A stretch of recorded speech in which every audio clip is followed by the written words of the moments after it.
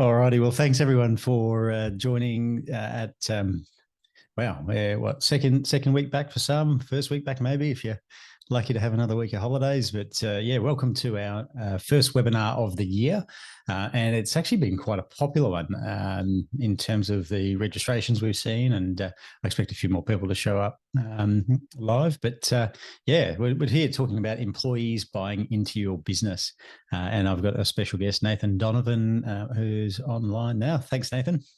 Yeah, how are you, Ben? How are you all? Really good. Thrilled to be here. Thank you. Yeah, fantastic. Alrighty. So I'll do a brief introduction to Nathan shortly, and what we're going to talk about. But before we get into that, I'll just run through our next workshop is actually in a couple of weeks, called the Save Tax workshop. And this is perfect. If you're not currently working with us and want to understand what are our tax saving strategies, feel free to register for that. And one of our team, Tay, has just posted the link in the chat box for that. If that's of interest, it's a bit of a 90-minute workshop, so it's a bit more than a standard length of one of our webinars, deep diving into our top tax saving strategies. And if it's your first webinar with us, just a bit of a brief introduction to Inspire. So we're a Brisbane-based accounting firm servicing small businesses all around Australia. We're pretty well known for saving our clients quite a few dollars in tax, and the counter is almost at $30 million in tax savings since we started counting in 2015. And we picked up a handful of finalists awards in the Australian Accounting Awards the last couple of years. That's a brief intro. Also, an introduction to Nathan. So Nathan Donovan is the owner and founder of Donovan Winkler Lawyers. He's a Brisbane-based lawyer and also is a volunteer director and advisor to a number of charities. We'll pop his details up at the end if you do want to have a chat based on what he's sharing today. He's Nathan, and then myself. My name is Ben Walker, for those who don't know me. I started Inspire when I was 23 years old. I'm an award-winning chartered accountant with 17 years experience now. I'm the author of Wealth for Life, and also more recently, It's All Sorted, which is a book all about our tax savings. And just on that, we've got, this is the book I published in November, late November, early December. All about, in terms of the basics of tax, business structures, and also what our tax saving strategies are that we work with our clients on. So if you do want a copy of that, the QR code's on the screen at the moment. Otherwise, the link is in, thank you, Tay, is in the chat box already. And then finally, just one last thing. If you're not currently working with us as clients, the best way to sort of suss out if we're a good fit is to book in for a strategy call with one of our accounting team. The purpose of the call is to just understand a bit about you, ask any questions of our accountants, and just to run through what the next steps are to talk about becoming a client, if that is something you're keen on doing. So that's the introduction-y part out the way. And in terms of today, we're going to be talking all about employees buying in through the lens of the legal considerations and also tax and accounting and what that might mean. I've been working with Nathan, or I've known you for probably more than 20 years now, I'd say. I've been working with Nathan for the best part of the last decade with my own needs, but also many mutual clients. And I feel like we've got a good working relationship. We're able to give quite interesting aspects of issues that pop up with clients. So one of those that we're going to run through is the employees buying into your business. So three general categories. What are the benefits to the business and the team members as a result? And then the accounting and tax considerations, and also legal ramifications to consider. Now, Nathan's prepared pretty much most of the content here. I'm going to be there asking questions. I'm going to keep an eye on the Q&A box and the chat box, so feel free to ask questions as we go. If it's off topic, I might wait till the end. Otherwise, if it's bang on, then I'll interrupt Nathan and we can run through it. All righty. So, Nathan, take us away. Yeah, Ben, thank you very much. Well, look, as a lawyer and a commercial advisor, I get the opportunity to deal with business owners from time to time on this very question, right? Do I give my employees a chance to buy in? Or actually sometimes working from the other side. I've acted for a number of former employees who've said, hey, I've got this opportunity to buy into my employer's business. Should I do it? What's the ins and outs? And it's actually a bit of fun looking at it from both sides of the equation.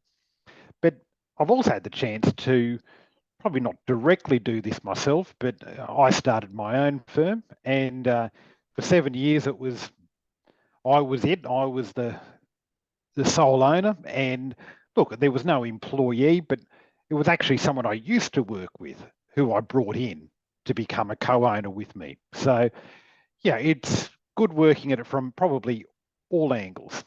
So before thinking about why you would bring in employees to be an owner, I think sometimes the question really is, why am I reluctant to do it?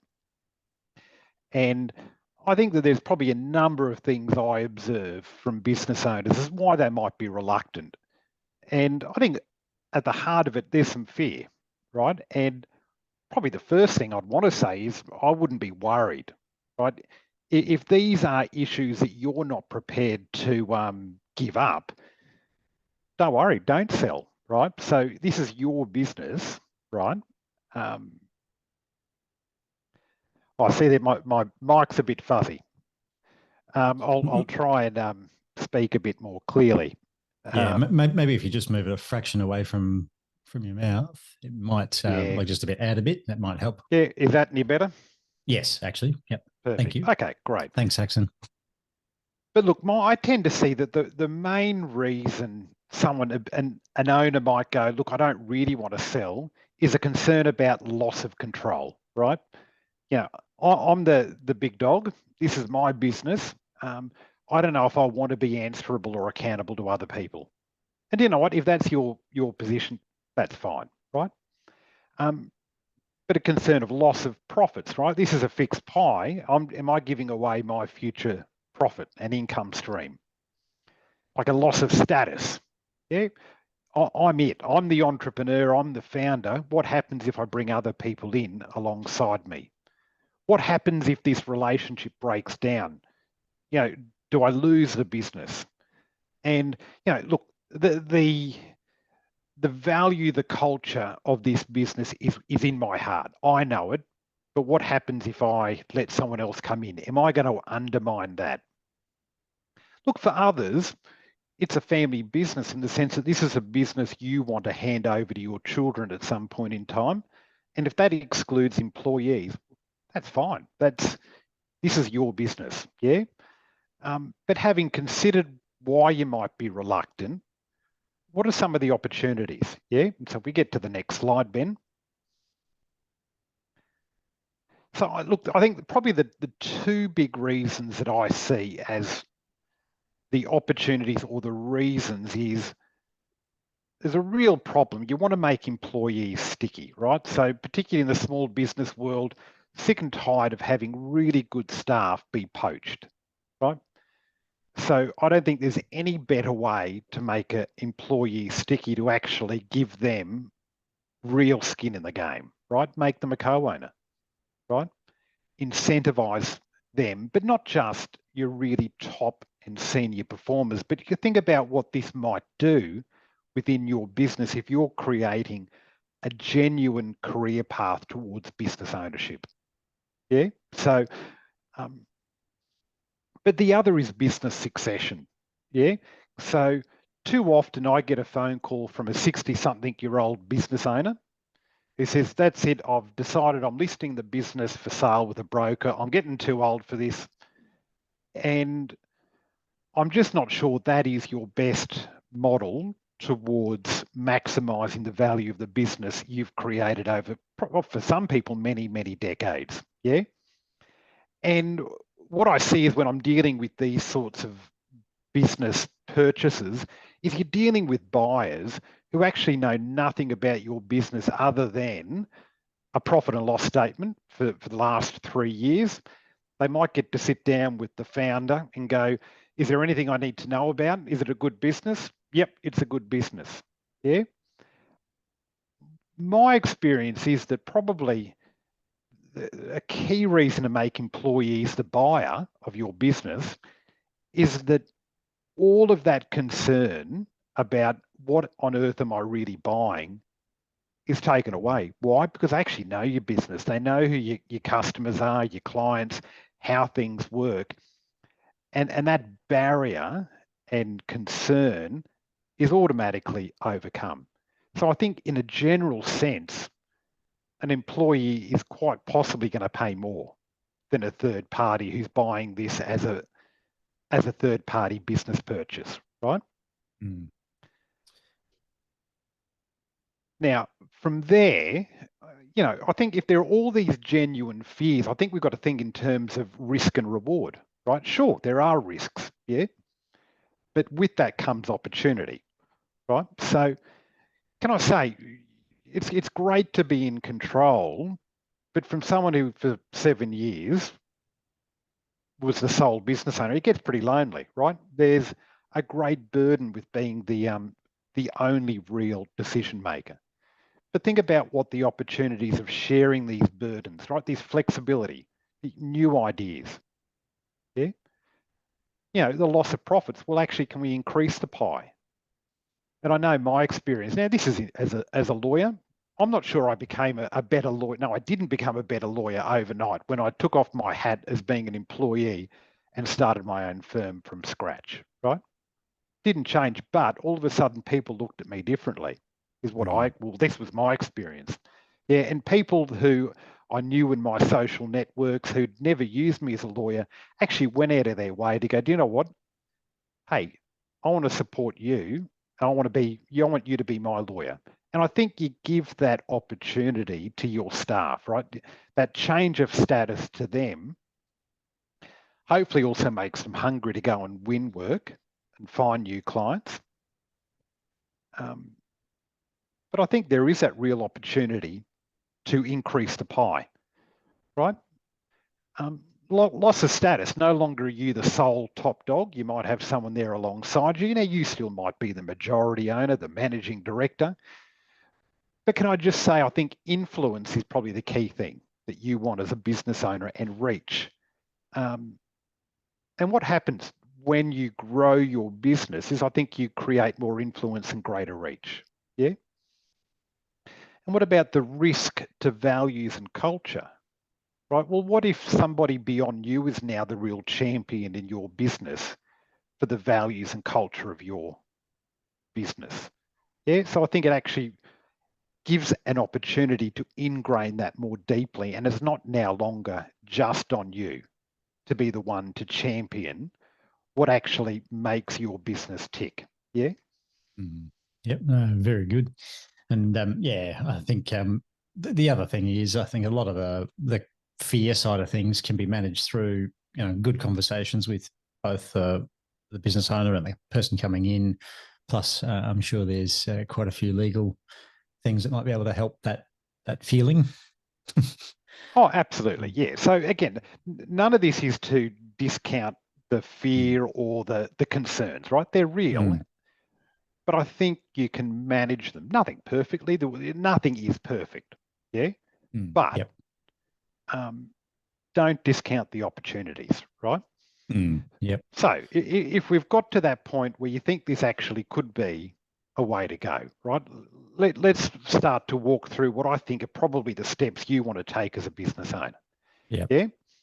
So if we go to the next slide, I think step one, let's just start and think strategically, right? What do I mean by that? Let's just start to ask the really big questions, right? So you're starting to go, this is just an idea in the head now. Yeah, I think I could sell down to employees. But make sure you go in with your eyes wide open, right? This is still your business at the moment. But what do you want from your employees, right? What are my business's core values? What's our culture? And is this employee already a champion of these values? That would be ideal for sure.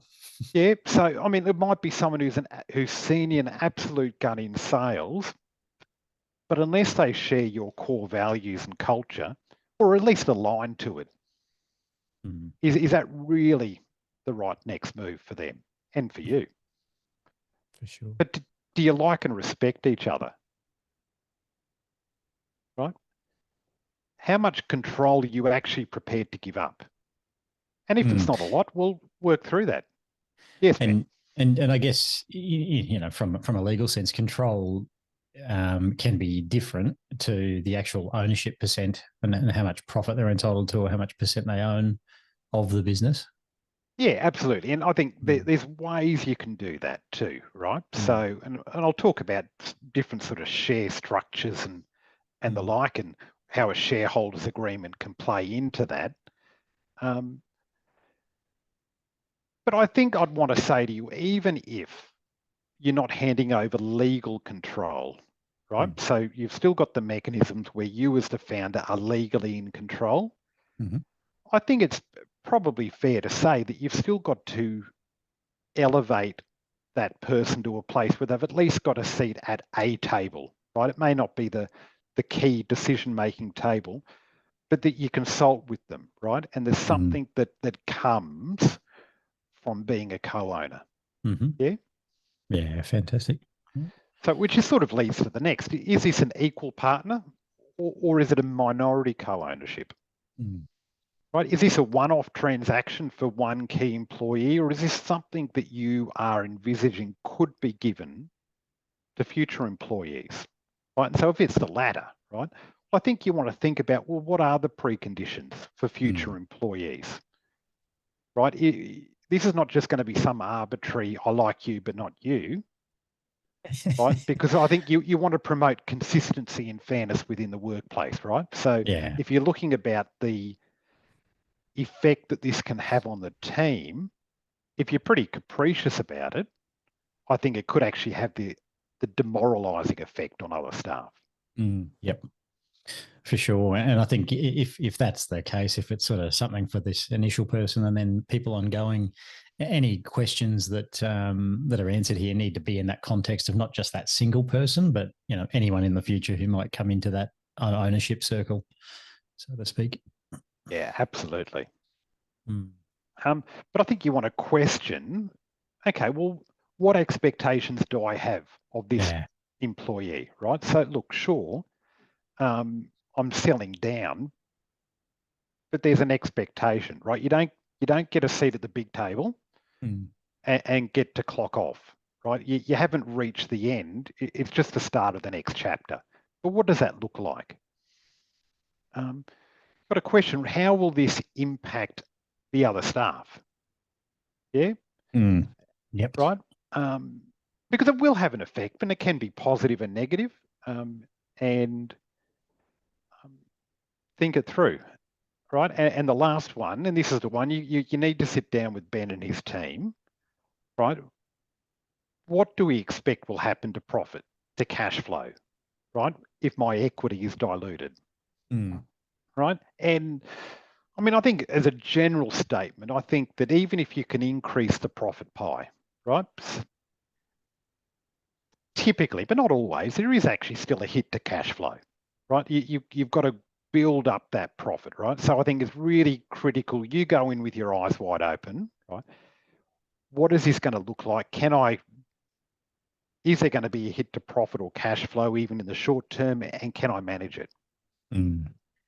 Yeah, and we've interestingly we've got a couple of questions coming through in Q and A. I might sort of park those until a bit later, until we sort of maybe cover the core content.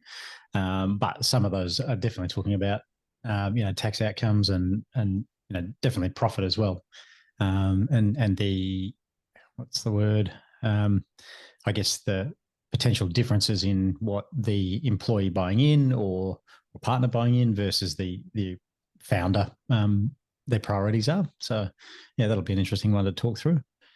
But, yeah, we might get to that as we start talking about structures and that sort of thing. Yeah.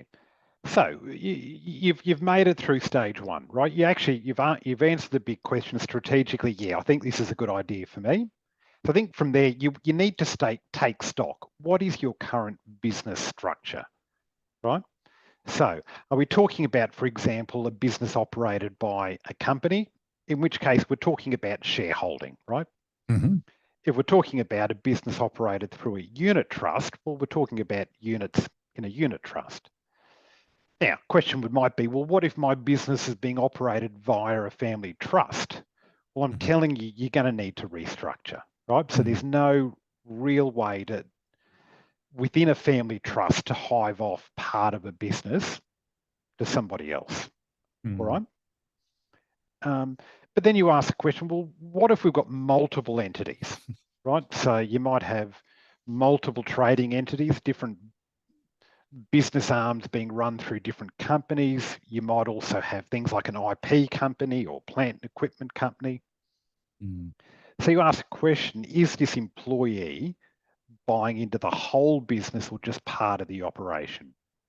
Right? So an example, I've had a client who in professional services considered, right, whether it created different entities, one for its civil engineering, another for its structural, another for its project management, as a way of giving, for example, a civil engineer an ownership stake in the civil arm, right? So that might be type of option, yeah. But Mm. is the employee taking a cut of the whole, or is it just part, right?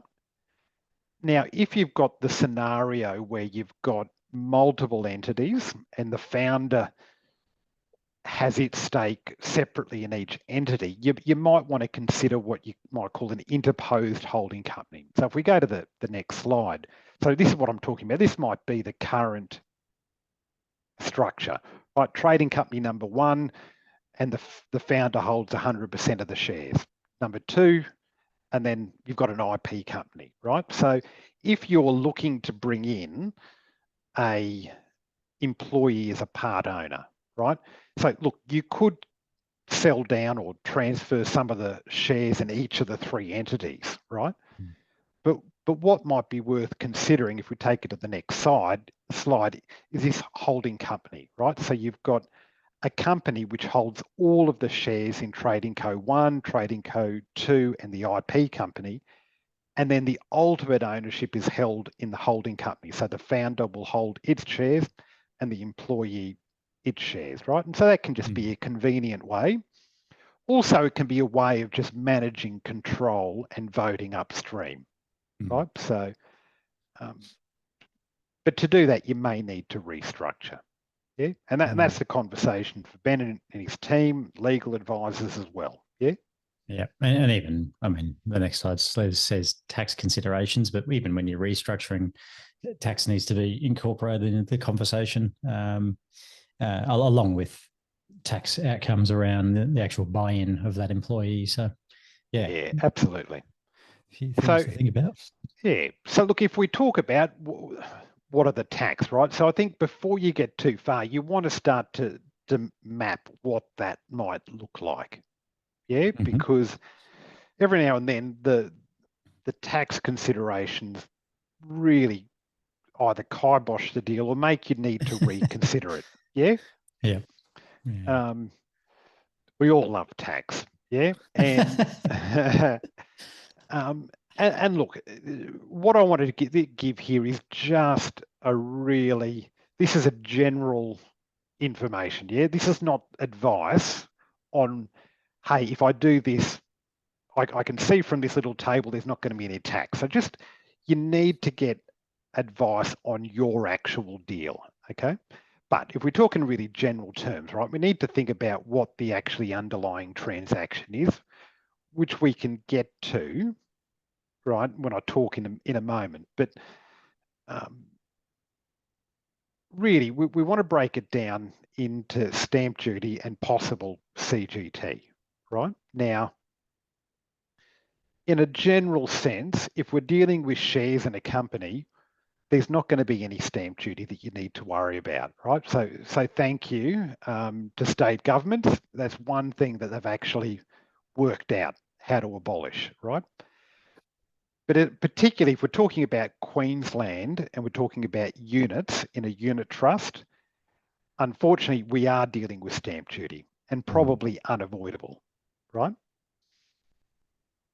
And if we're talking about capital gains, right? Now we're talking this as the implication for you as the founder if you're selling some of your shares, right? Yeah, there is a CGT event, right? You've got to talk to Ben and the team, right? Because there may be ways to minimize that or even defer or avoid capital gains tax. But there is at least a CGT event that will occur. And then it's up to particularly the accountants and with the lawyers to see whether there's some magic that can be performed so that can be minimized or avoided. Okay? Yeah. Now, new share issue, right? So rather than the founder selling shares, it is possible for a company to issue new shares. So one benefit of that is there's not likely to be a capital gains tax event from that. But that's the company getting paid, not you as the founder. So I'm not sure. There's pros and cons here. I'll talk about share options in a second, but just they're a much more complex arrangement. So I just want to say maybe there could be some CGT consequences. And if we're talking about units, again, probably unavoidable, that there's going to be some CGT considerations. Yeah? Yeah, for sure. And just jumping back to the new share issue, this is where, like, instead of the money going to the founder's entity and them sort of doing as they please, the money will actually go into the trading entity or whatever the entity that you're selling or issuing the new shares in. Yeah. It's different to the share transfer where, let's say the founder's selling 10%, selling 10% from the entity that they control and that's the entity that's getting paid. So yeah, slightly different outcome here. So it's not necessarily that this is the best outcome. It's just different. And it might match priorities. Otherwise, one of these alternatives might make more sense. Yeah. But remember, this is for the founder or so if we're talking about the company, so if the company issues new shares, is the company paying any stamp duty or is there a CGT event? The question to that is typically no. Yeah. Yep. Yeah. Cool. All righty. Look, the employee needs to take their own tax advice. It's not your job, right? But you've got both a vested interest, is what I'd say, in making sure you're at least aware and you're seeing of whether you can manage the tax implications for the employee, right? So it's not uncommon for employees to be issued shares or options. Don't worry about what options are at the minute, but at a discount, right? So the market value of each share in your company might be $100, right? You, though, sell the shares to the employee for $70, so a discount, a $30 discount. All things being equal, that $30 per share discount is actually treated as taxable income to the employee that they have to pay tax on.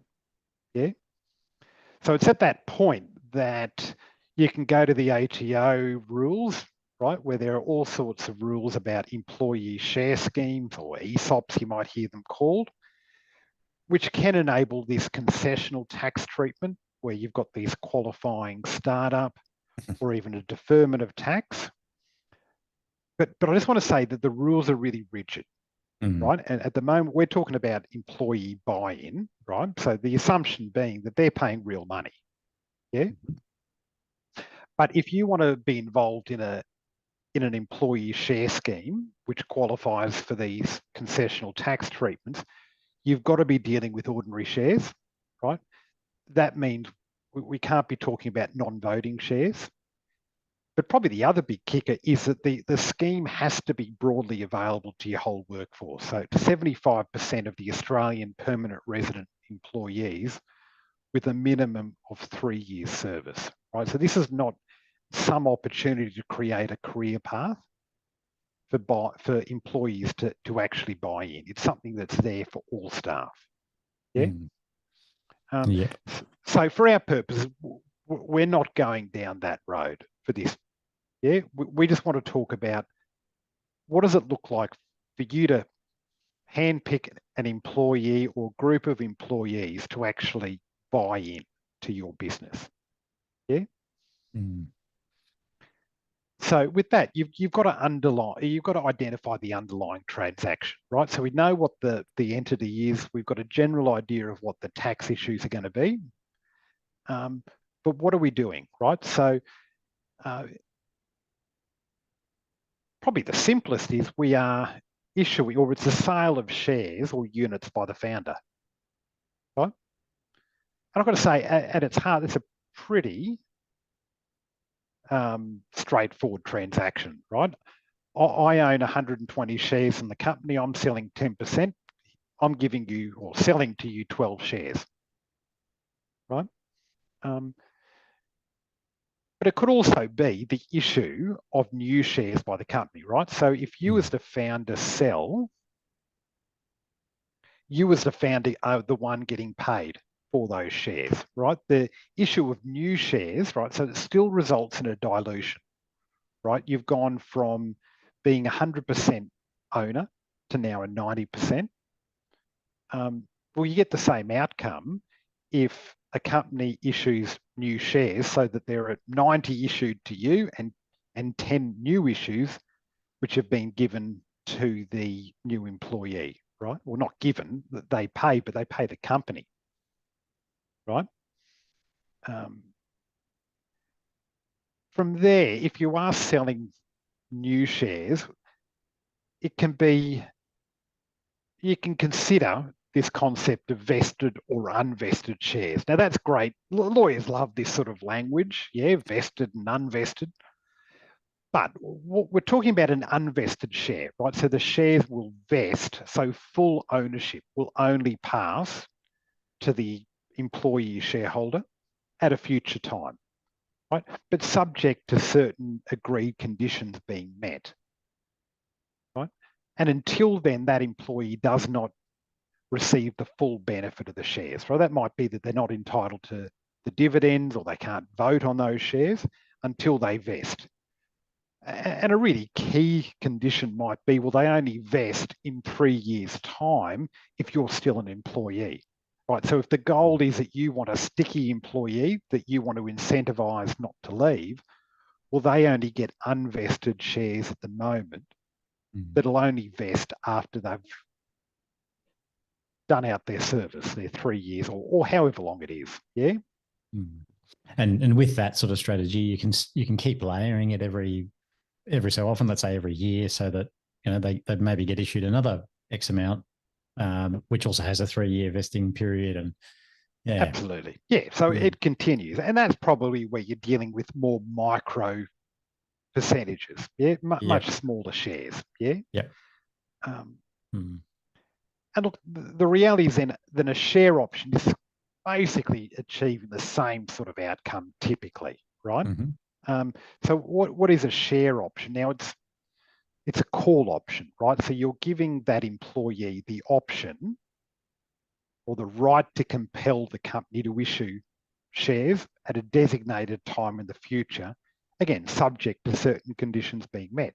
And probably that is something like, well, you can exercise it after 3 years, provided you're still working for me, right? And that's where certainly the idea of selling at a discount can come, right? So the share price is issued at the date, right, in day one, worth $5 a share, right? They get to exercise it after 3 years at the $5 a share, but everyone hopes that by then the shares are now worth, $10 a share. So the client, not the client, but the employee has the opportunity to potentially acquire the shares at that discount. Yeah. But again, need to consider the tax implications. But the issue here is identifying what is the transaction? Is it a sale of shares? Is it issue of new units or shares in a company, or is it some sort of option? All righty. There's a bit more on that topic. So the reason to consider the option and unvested shares, I think, is fairly clear from what we've already said, is really to incentivise the employee to remain. Yeah, if you want the full benefit of this ownership stake, you need to stay. From there, you consider also some other issues, right? So particularly if we're talking about companies, right? Companies will often have different,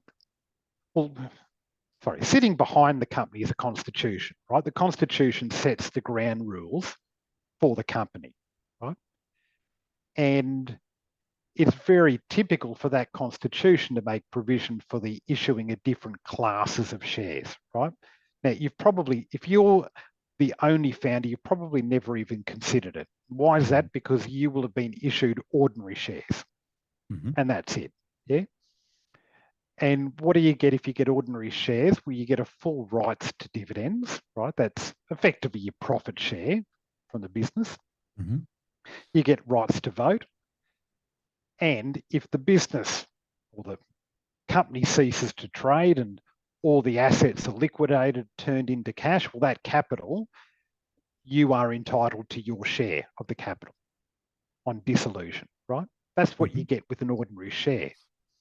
But you have the ability to issue different types of classes of shares, right? So you might have a non-voting share, right? So that entitles the shareholder to dividend only, or to only receive their share of capital if the business is, or the company is dissolved, right? So if you want to maintain control as the founder, well, here's a way to do that, I'll say, through a legal mechanism, right?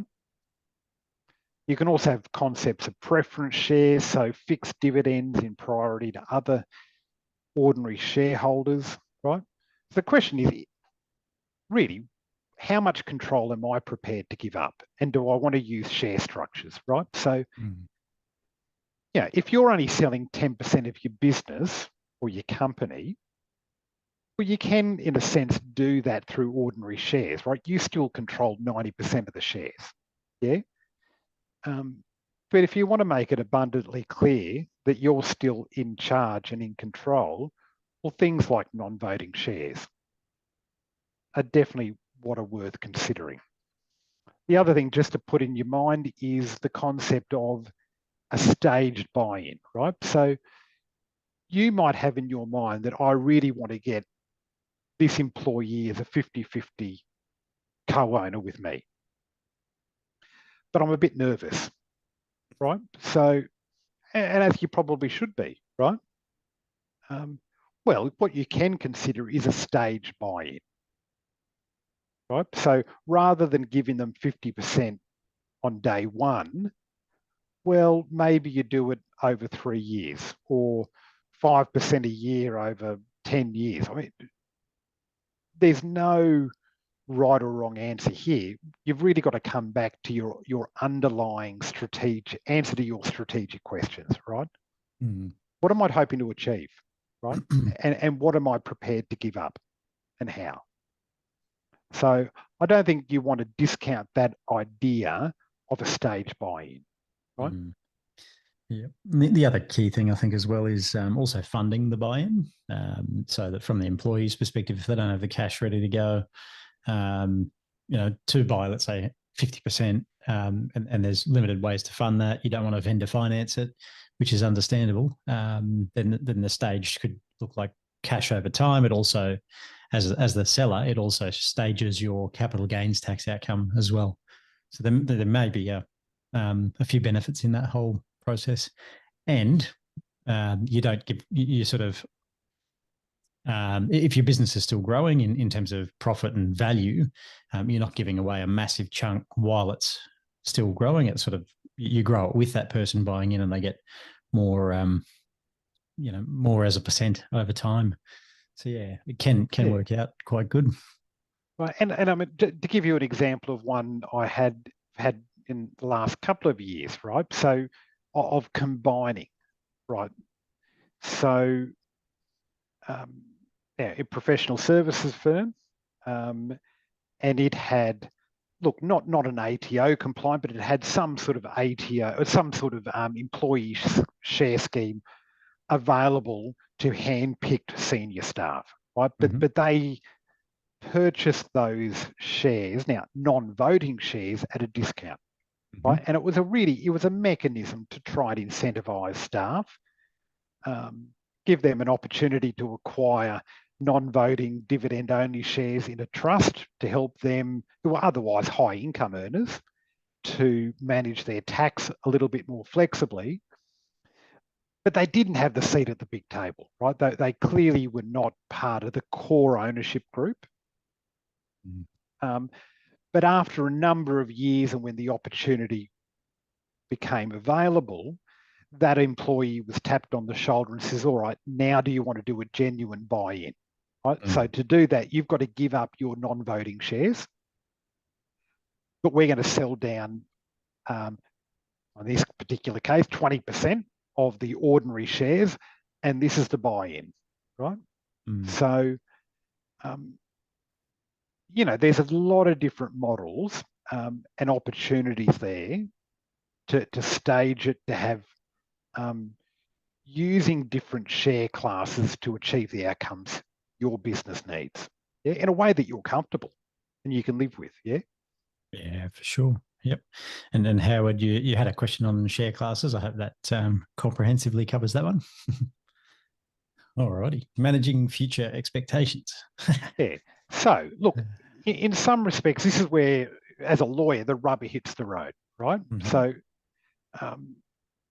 rather than just thinking in terms of, well, what are the documents I need, I like you to begin to think about, how do we manage future expectations, right? And I suppose future risk as well, right?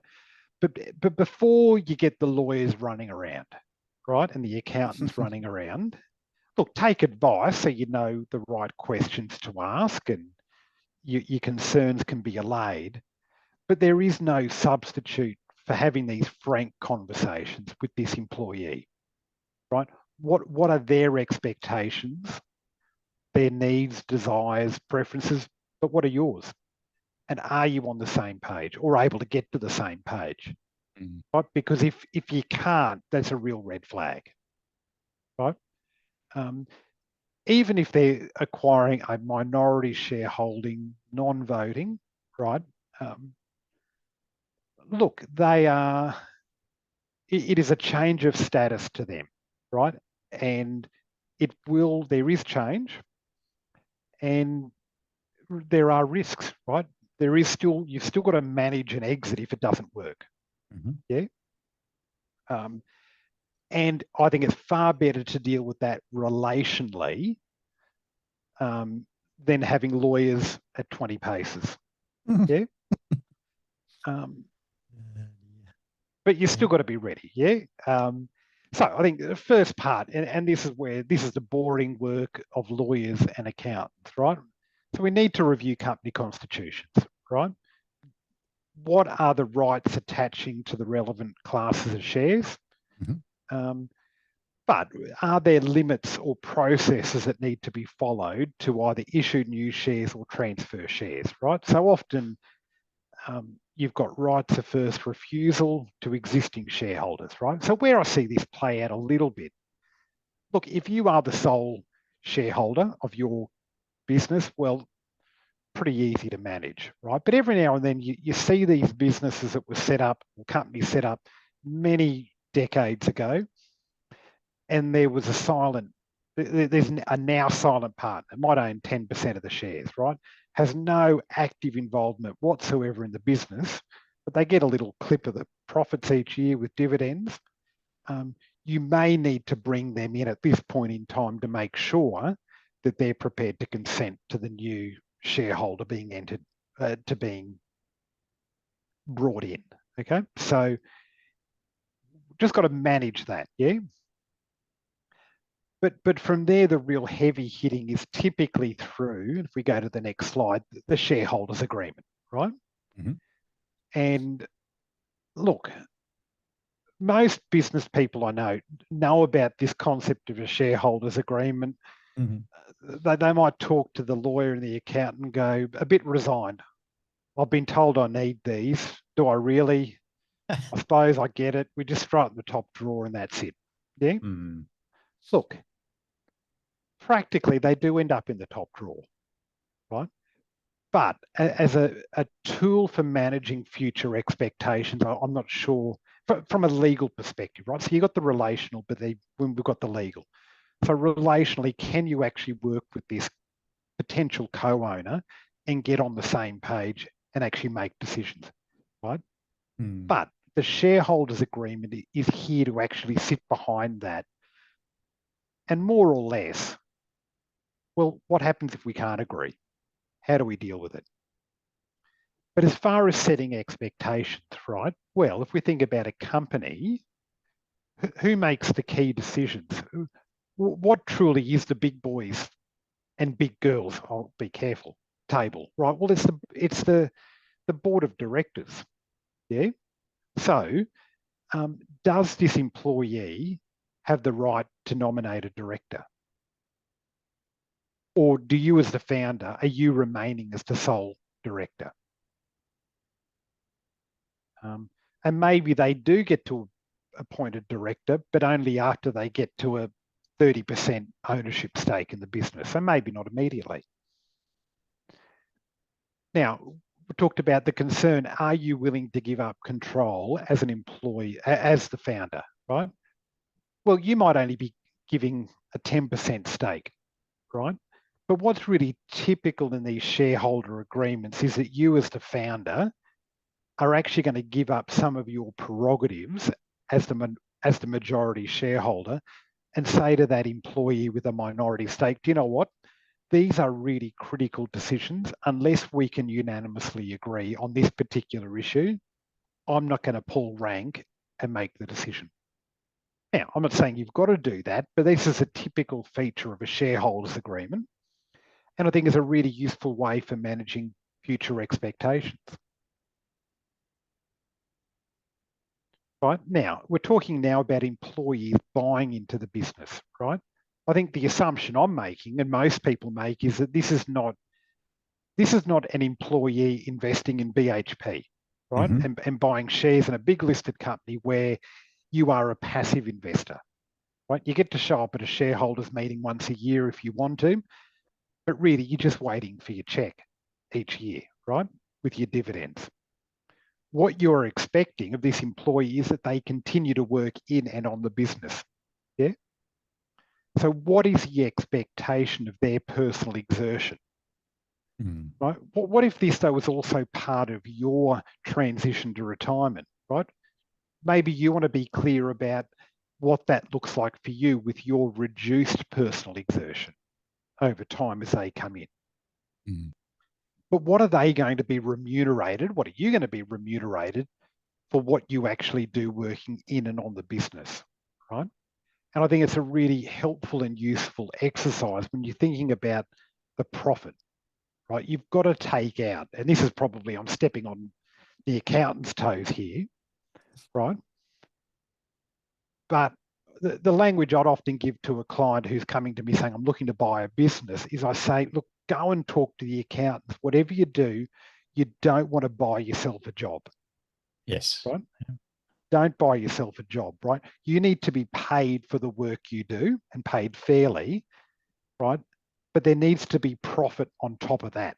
That is your return for the capital you're putting in when you buy in. Mm. Yeah.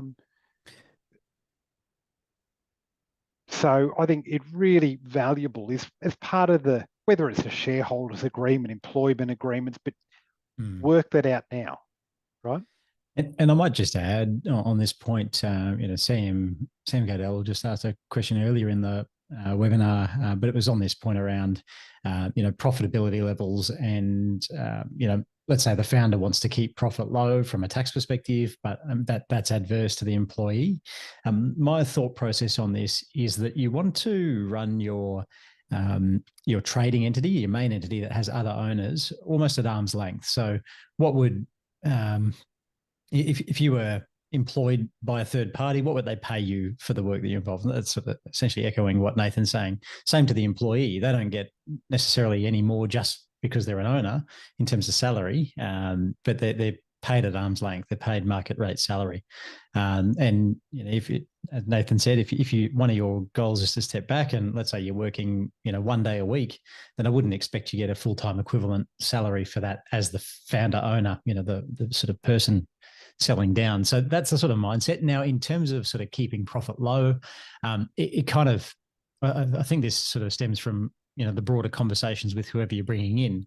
And what we usually see is that the founder might want to pay for training or coaching that isn't necessarily critical in running the business. I think of there's programs like Tony Robbins Platinum Partners. I'm pretty sure it's 40 grand, maybe more, plus international travel many times a year. I've heard it can cost 100 grand to attend that sort of thing. And so if you pop that through the business and your minority shareholders paying a share of that, it might be a bit of a interesting argument as to whether that should be in there. I mean, at the end of the day, it's based on your agreement with them. But there's an example where expenses could simply be run through a separate entity that the founder owns completely. We would call that like a service entity. And that's where all those sort of discretionary spending but still tax deductible items might go. Whether it's, or maybe excess motor vehicle expenses or, personal phones that might have some tax deductibility attached to them. Any other non-business critical, non-arm's length transactions can go through that separate entity and be picked up that way as tax deductions. So that'd be my suggestion, Sam. I hope I've answered that or sort of where you were going with that. And what that means is that the person buying I've got a heckler in the chat. Thanks, Steve. The person buying in gets a market rate return on what I would hope is a market rate purchase for that business. All righty. Yeah. Look, we're getting close towards the end. I think there's a couple of questions. Is there, Ben, do we need to leave time for? Yeah, there is. I'll just sort of check in on them. But while you're doing that, so look, other things you can deal with is what sort of reporting there are to you as a shareholder, right? So this is about treating your and the employee's capital investment as a commercial investment. Well, as a shareholder, you should be entitled to ongoing reporting, financial statements, and the like. What about budget approvals and dividend policies, right? So again, this is about managing future expectations. I'm not always a fan of having strict dividend policies that are mandatory. I think you need to have flexibility, but I think it's worth this idea that, hey, as a general rule, as a business, we reinvest 20% of our profits each year back into the business for working capital and growth, right? So everyone knows, in a general sense, we make $1 million profit this year. We're not each taking all of that money, yeah? And particularly for an employee who's not used to running a business and the realities of working capital and reinvestment, that's a pretty useful exercise, yeah? Rights to sell, right? So this employee, right? Do they have a right to sell their shares to anyone, right? Well, I take the view that this is a business partnership, maybe not quite a marriage, but think of it like that. Well, you wouldn't be married to just anybody, right? So not just anybody can impose themselves as a new shareholder in your company, okay? So is there an absolute prohibition, right? Do you have a right to buy back the shares, right? Which leaves broadly sort of this idea of exits, right? So this is about managing all of these fears that you might have had, right? About bringing somebody in, right? And there's often these good leaver, bad leaver, right? So if they're expected to work in the business and stop working, well, you can now force their exit as a bad leaver, meaning you may very well be able to pick up the shares again at a discount, right? What about opportunities to have these life insurance backed buy-sell agreements, right? So, the co-owner dies or loses capacity, you don't necessarily want to have to deal with their attorneys and their estate and family. So you want the ability to make sure you can buy them out. But hey, life insurance could be a way to fund the buyout. Yeah, so their family is still compensated, but you're not forced to be in business, with their family, right? And then the question then was also, this employee, how do they actually buy into your business, right? How's it funded, right? Do they pay cash? Is it part cash or is it vendor finance, right? And I perhaps take a bit of a view that I'd be reluctant to give a discount unless there's a good reason for it. They got to have skin in the game, right? And that's where something like vendor finance can actually give that employee the mechanism to buy in. You're not giving them a discount, but you're coming out with a solution that you can all work through. Yeah, So, fantastic. Very good. All righty. Well, we've only got a few minutes left, and we might cover a couple more Q&A. I can see that Jane has a question in the chat. So she's basically looking to potentially. So it sounds like a multi-location business where there's an employee that's sort of running one of the locations and exploring options to bring in that employee as an owner on just one location without affecting the rest of them. And just in terms of from an accounting perspective, you'd probably, if the locations weren't already in separate entities, the first step would be to look at what are the implications of changing structures from having all sites in one company or trust to then splitting one off, so that there might be CGT and or stamp duty considerations on that. And then, it's also a discussion around, like, that's one way to just get the ownership of an employee coming in of one location in particular. Anything to sort of add on that one, Nathan? No, but can I just say quickly off topic, right? I'm reluctant to give or to see employers give really generous profit shares without ownership that they buy in, right? Because I've had that situation with a few clients who've done that. They've decided they're on that transition to retirement, looking for business succession, and they've tapped those employees on the shoulder who had this no buy-in profit share.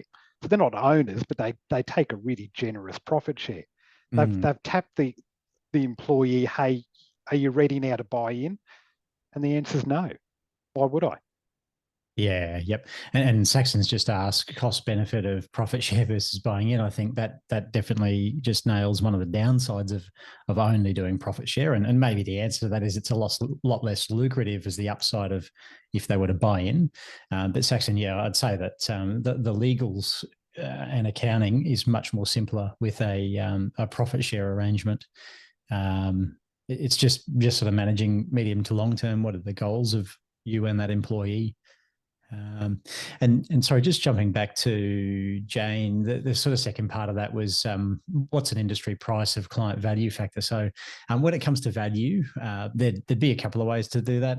If you can reach agreement or have some sort of methodology, that's one way to do it. The alternative is to get, like, we can do business valuations for you where we value it as a multiple of earnings or profit. So that's an alternative. And that works for most industries where the owners or the people in discussions don't necessarily have another method of agreeing on value. Also, just in particular, long-term thinking with this sort of stuff where you've got, future buyouts or, you buy back your shares off the employee, having a valuation methodology built into shareholders agreements is fantastic, because then you're not questioning yourself 5-10 years after the fact. You've gone into this arrangement, how do we get out of it, and how do we have a valuation methodology around that? So all of these conversations and thought patterns are great. It's just they're relevant at the start, but also throughout that journey of co-ownership. No worries, Jane. All righty.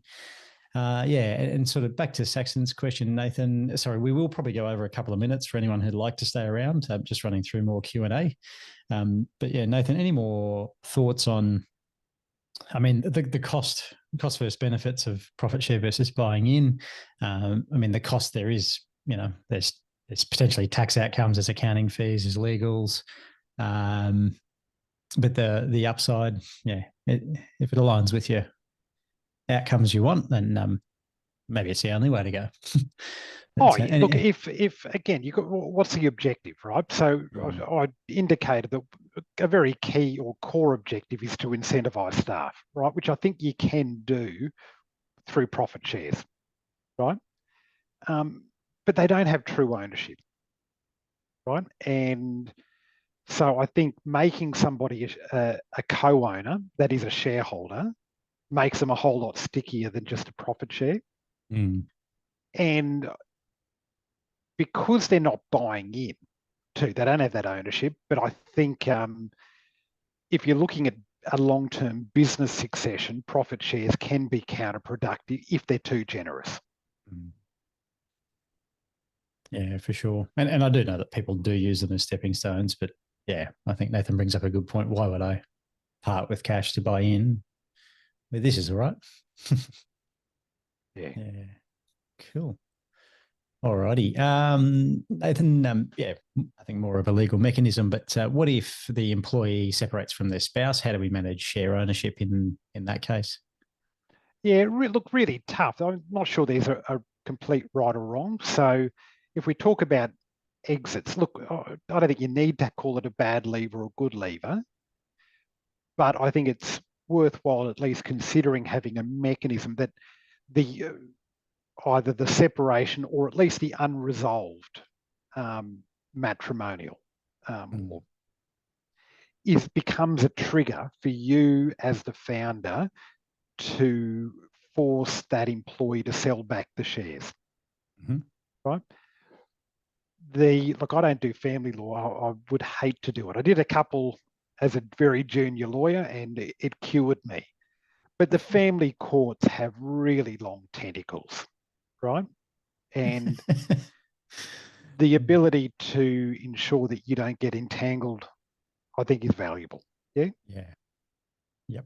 But having strong valuation methodologies probably also helps that employee who's going through, or that co-owner who's going through the separation, because a key consideration of the family court is, well, what is the shareholding of this person worth?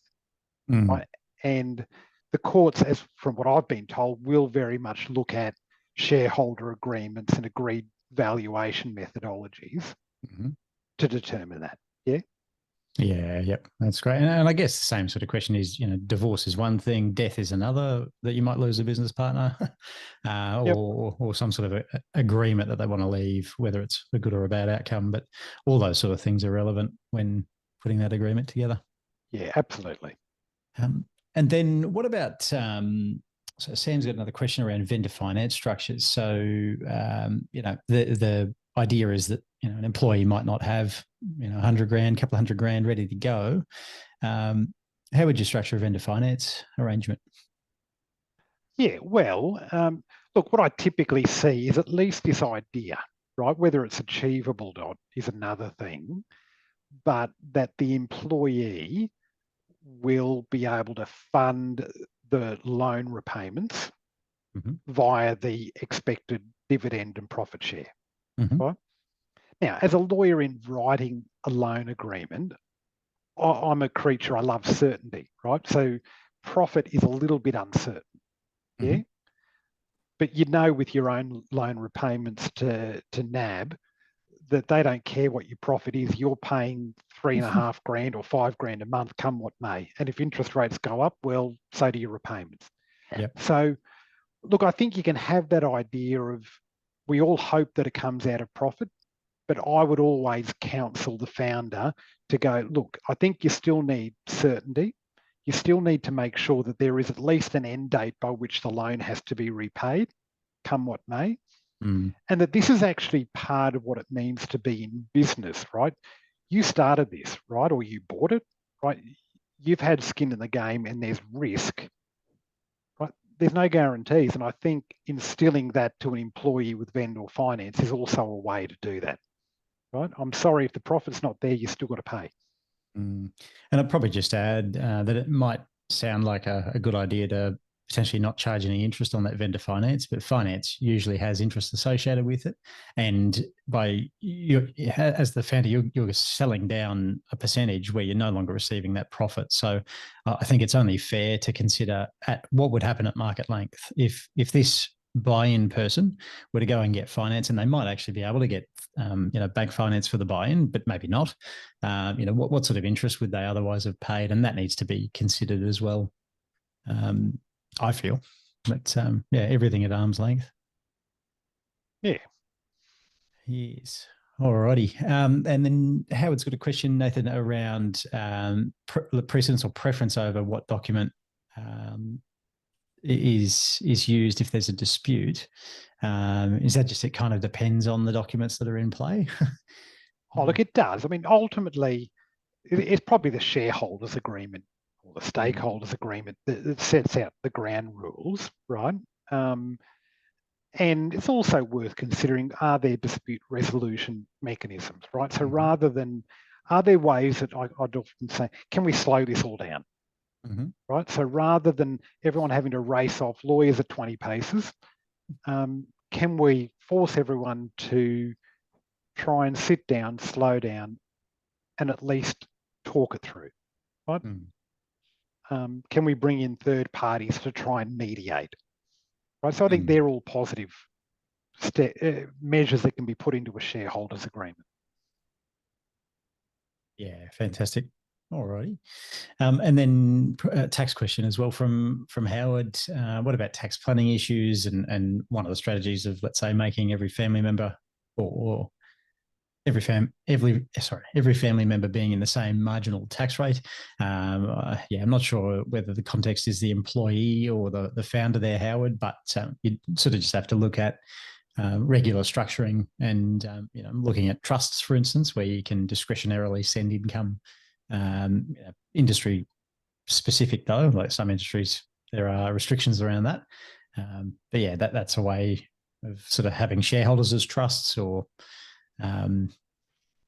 where you can look to spread income around the family group. So that's sort of part of the considerations when you're the employee buying in, or hopefully the founder and the trading entity has a ideal shareholding already, or when that was set up. Often they don't know. One of those things. All righty. Well, that's actually all the questions that came through. I think we've covered all of them. Couple of heckles as usual from Steve, but that's. I hope that's been valuable for everyone who's dialed in.